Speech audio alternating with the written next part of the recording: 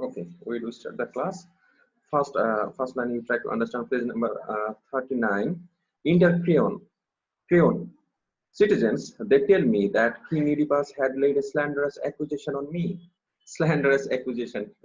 Make no mistake, still students are coming. Okay, I will share a screen with you. Okay. Still students are coming. Okay. Can you see the screen? Yes, sir, it's clear. Oh, yes, okay, it's clear. Very good. Okay. Yes, sir. Yeah, citizens, Creon, citizens. That means I told you that Oedipus was not a good king. I told you. Can you remember the thing that he did not know which thing he had to ask in front of the audience or not. So suddenly, when he found, especially Creon, that Oedipus was targeting him, that he plotted against King Oedipus. Creon asked the citizen, tell me that King Oedipus had laid a slanderous accusation on me. Slanderous accusation. That means the accusation Creon didn't expect. I will not bear it. Creon is strictly said, I will not bear it. Because he is a royalty. Royalty is the word you have to understand. Have you seen the movie Bahubali? Yes, sir. Oh yes, Yes, sir. in Bahubali you are going to find that Bahubali would leave his kingdom. When he left his kingdom, he left all his ornaments and even his weapons as well. That means when you are leaving kingdom, you are not going to enjoy any kind of benefit of that royalty. And when you are in royalty, you are enjoying every kind of facilities in a in a in a king household you can enjoy. That is the thing. So here the Creon, he is a royalty. He is a royal person. When he was charged with such offensive accusation, he said that I will not bear it, because his honor is also royalty. He not only enjoys the royal facilities, still he holds in his heart the royal honor. So that's why he says it hurts his honor. I will not bear it. If he thinks that I have done him any harm by word or act in this calamitous hour, I will not live. Life is too long a time to hear such a scandal. Nay, more than a scandal, a grievous imputation, if you, my friends, my country, call me traitor. And go to the page number 40. You are going to find it. And he said that the imputation. Try to look at the bold portion of the text. Life is too long. Life is too long a time to hear such a scandal. Yes, that means when I am accused of this kind of scandal, um, so I should not live. And when I cannot live with dishonor, Oedipus dishonored me, and in this situation, life becomes too long. So I cannot live with such such a bearing such dishonor from a king. And he say, if you, and he asked the audience, if you is vocative case. If you, my friends means their citizen, my country, call me traitor. You want to call me traitor? It's something like that. Imputation means, do you know what is the meaning of imputation? Imputation means charge.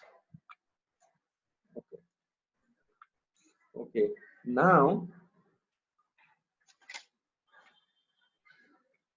okay. Now enter Oedipus. Middle of the page 40. Middle of the page 40. You are going to get enter Oedipus, and we are not going to read more. But there is a line here. Creon, and did they say the prophet lied under my instigation?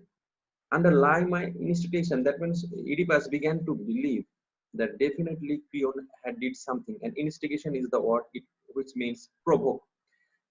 And after that, and Oedipus, I tell you that Oedipus did not know what happened, and the thing he began to do from the very uh, very first time of the play.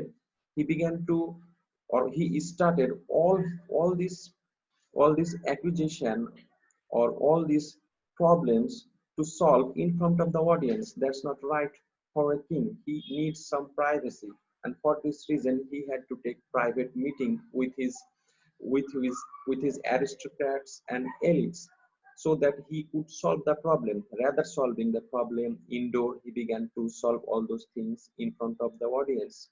That is not the right for a good king. And enter Oedipus. Oedipus, well, sir, what brings you here?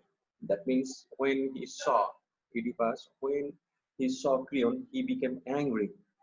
And he described Creon in this way, sir, well, sir, what brings you here? That means, that means, why have you come here? And look at the bold portion of the text. Have you, have you the face to stand before my door? Proved plotter against my life, thief of my crown. That means still you are standing in front of me. Isn't it? Isn't it surprising for me? That means he is rebuking Creon in this way. Well, after committing such a blunder, you are still standing in front of me. That's not right, Creon. And how dare you? You are still standing in front of me. So here we are going to get a couple of things that Oedipus first began a quarrel and began a rebuttal with Catharsis.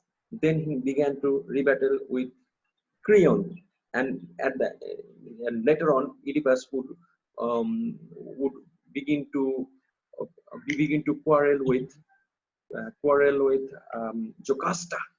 So that means that is the problem of Oedipus. He does not know what happened earlier, and even he did not know he was the murderer. And for this reason, when he cannot solve any problem, as he was in front of the audience, he had to prove someone guilty.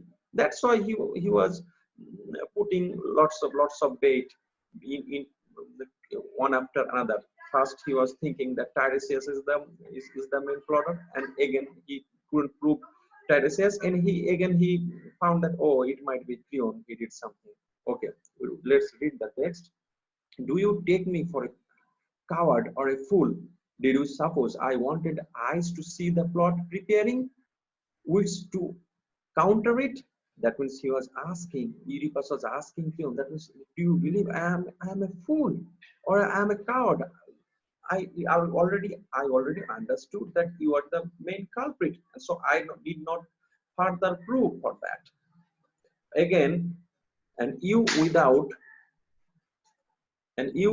backing of friends or pursuit to go in quest of kingship. Kingdoms are owned by men and moneybags. Okay, that means by this trifling, by this kind of trifling attitude, you are not going to get this kingdom. Rather, you need men who love you. You need moneybags. Moneybags mean money. You need money. You need gold coin. Okay.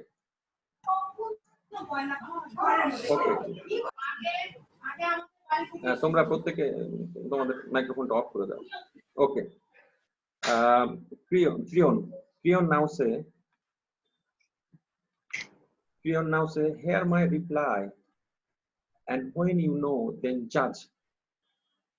Oedipus, I doubt your eloquence will teach me much. Eloquence means who are good talker. A good style of talking is called eloquence. I doubt your eloquence will teach much. You are my bitterest enemy that I know. And Oedipus already affirmed in his mind and tried to put it more firmly that Creon is the main culprit. Creon, first, let me tell you, Oedipus, tell me anything except that you are honest. Okay. Creon, first, let me tell you, Oedipus, tell me anything except that you are honest. So Oedipus didn't give much floor to Creon so that he may speak, or he may prove that he's not guilty. Creon, can you believe this obstinacy does you any good? That means Creon was asking Oedipus a question. Oedipus, do you think that way you are attacking me, that way you are asking me a question, it's not going to give you any good, not for you, neither for the kingdom. Oedipus, can you believe that you may carry on intrigues against your house and go scot-free? There is a word here, scot-free. Scot-free means escape from. Scot-free. That means when you are charged with something and it is finally proved that you are not guilty and you are going with honor. That is called scot-free. Understood? Can you believe that you may carry on intrigues against your house and go scot-free? Creon, I should be a fool to believe it. Tell me, though, what wrong you think I have done you? Yes, that is the question. Now, Creon, Creon is asking to Oedipus. That means let me know my fault. I do not know what I did to you, but you are still rebuking me. Okay, so now we do find these types of things. Okay, can you please talk to me? Can you see the characteristics of tragedy here? Yes, sir. Yes, sir. Okay, okay. Can you see my yes? Can you see my mouse? The point of mouse here? Yes, Yes, sir. sir. Okay, okay, Yes, sir. okay, okay. Sir. It's a graph. It's a graph you would see and you would judge, and you are going to get a couple of good books like Cardon or Abrams. There you are going to read the characteristics of tragedy. But let me understand. Let you understand all those things. First, number one, incentive moment. Try to understand. There is a word written here: a plague in thieves. Can you see? Then first, and it's like triangle. The upper of the triangle is climax, and at the end that there is a red color, it's called resolution. That means the text starts here, and we do not know what happened earlier. Suddenly we found that Oedipus is king, but now that text is going back. That means it's a flashback of the text, and that Oedipus is trying to discover who is the murderer of Laius as they are in plague, and all the people, from every age came to Oedipus so that the king might help him. That way he helped him to solve the riddle of Sphinx. Okay, first find find out who murdered King Laius. That means that is the first thing Oedipus was trying to do. And then Tiresias accuses Oedipus of killing Laius. Tiresias accuses of Oedipus killing Laius. But that is the Tiresias accuses Oedipus of killing Laius. That is the thing Oedipus had to understand. When he was when he was born, his father Laius and mother Jocasta believed the blind prophet, or believed the oracle. But when Oedipus was young and he was in Corinth, he also found oracle, and told oracle told that you are going to kill your father, and you are going to make your mother bed partner, and he believed that. That means he believed that, and Oedipus, King Laius, even Queen Jocasta all believed in prophecy and oracle. Even King Oedipus also believed in oracle. But when the oracle was charging him or accusing him of murdering the King Laius, he was not believing. That is the irony of the text. Oedipus had to understand, when you are believing oracle, you have to believe every word of oracle. But when you are not believing oracle, disobey every word. But if you are partly believing, or you are sometimes believing oracle, or you're not believing sometimes, that's not going to be right, because you cannot partially obey the prophecy. You have to full When you are going to believe that, you have to believe 100%, or you don't have to believe that. But when Oedipus became king and his ego has become king, he has he was king mentally, and he had become king physically, and he had strength. That's why, because power makes people blind. Here King Oedipus also became blind, because that is the irony. Tyreus was blind, but he could see everything, and Oedipus had eyes to see, but he is blind of his power. That is the thing. That is the thing, and that's why he accused. Then when Tyreus accused Oedipus to be the murderer, then Oedipus became angry, and he thought that this is the plot of Creon, along with Tiresias. And okay,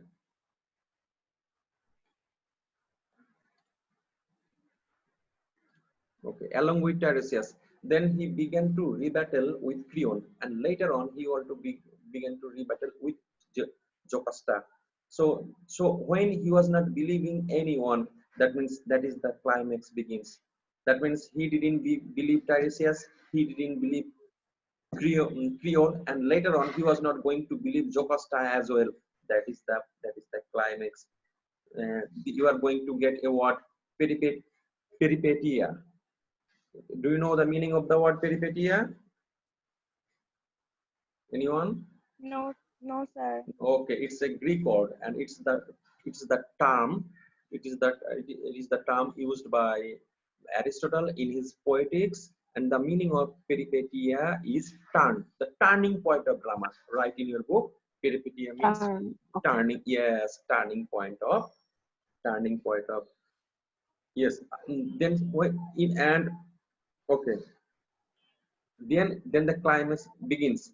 That means when the text goes to the highest point of understanding, that is climax, and then the word you are going to get anagnosis. Do you notice the meaning of it? No, sir. No, sir. Okay, okay. Anagnosis means discovery of ignorance. Write in your copy. Anagnosis means discovery of ignorance.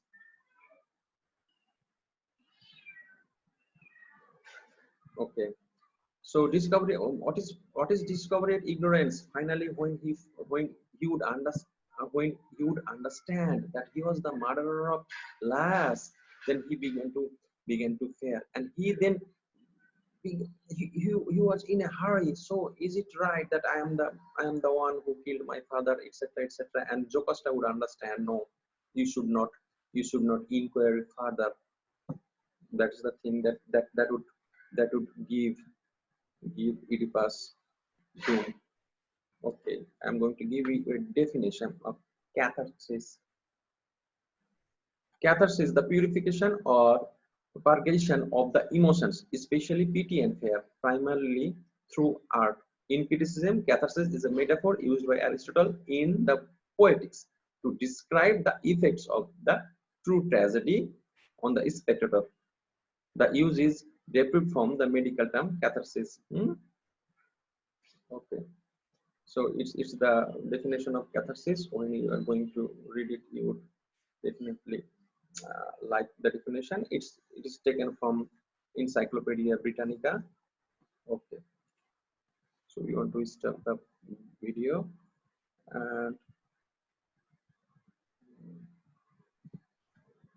and now ask me if you have any question.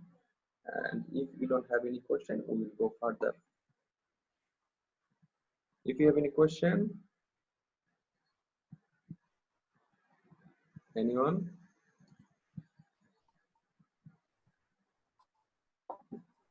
No, no question.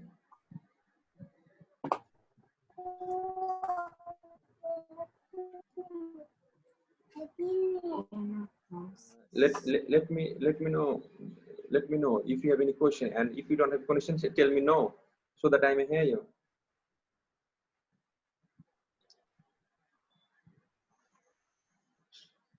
No, sir. Okay, no question. So we want to share the screen again. would share the screen again. Okay. Now see this another graph.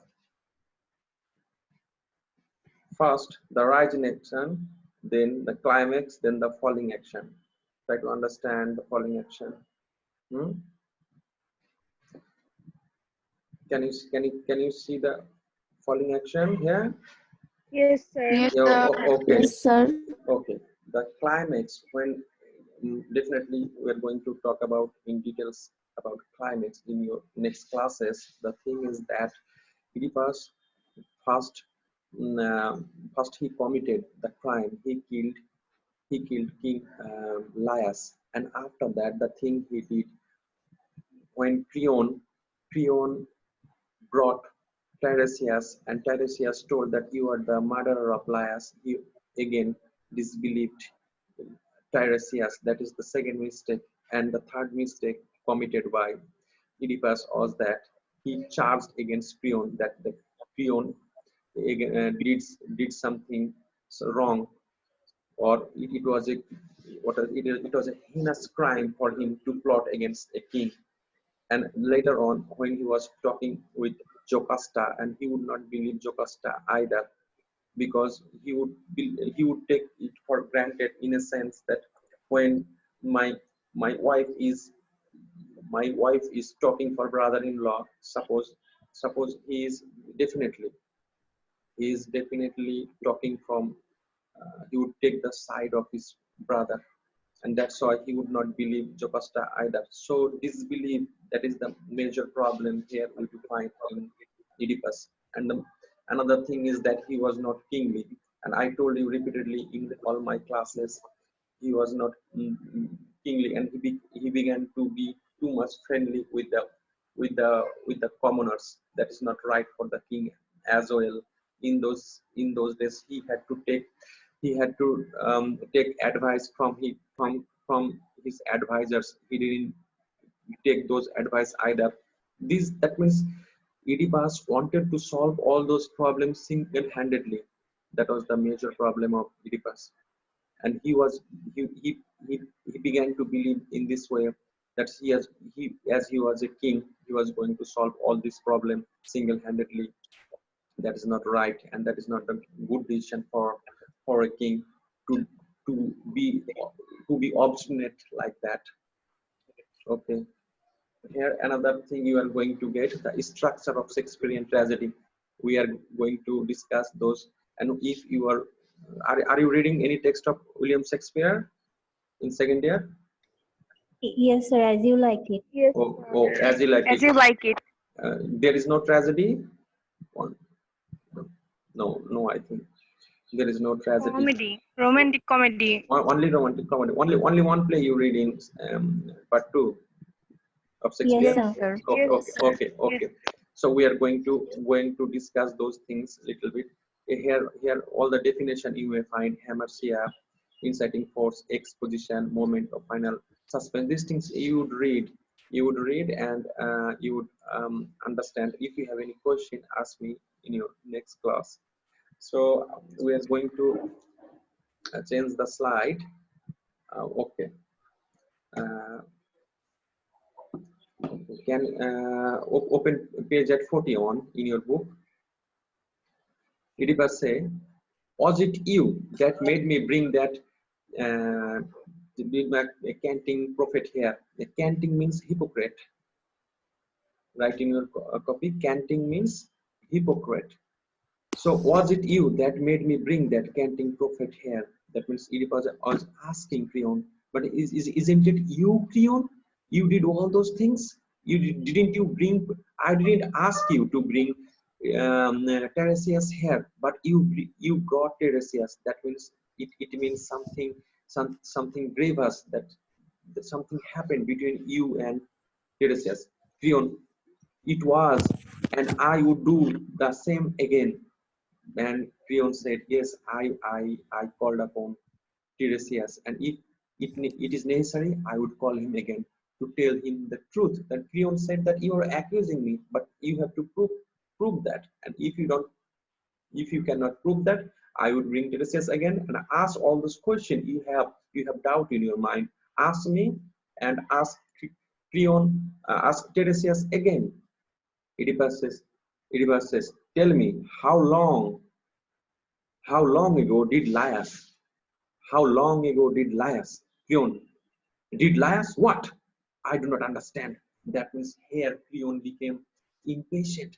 He had become frustrated here, and the thing is too much embarrassing in front of the audience. It is very much embarrassing in front of the commoners. That means the king was charging a royalty, especially who is the brother-in-law of the king, the former king and the present king as well. And he said, did Laius what? I do not understand.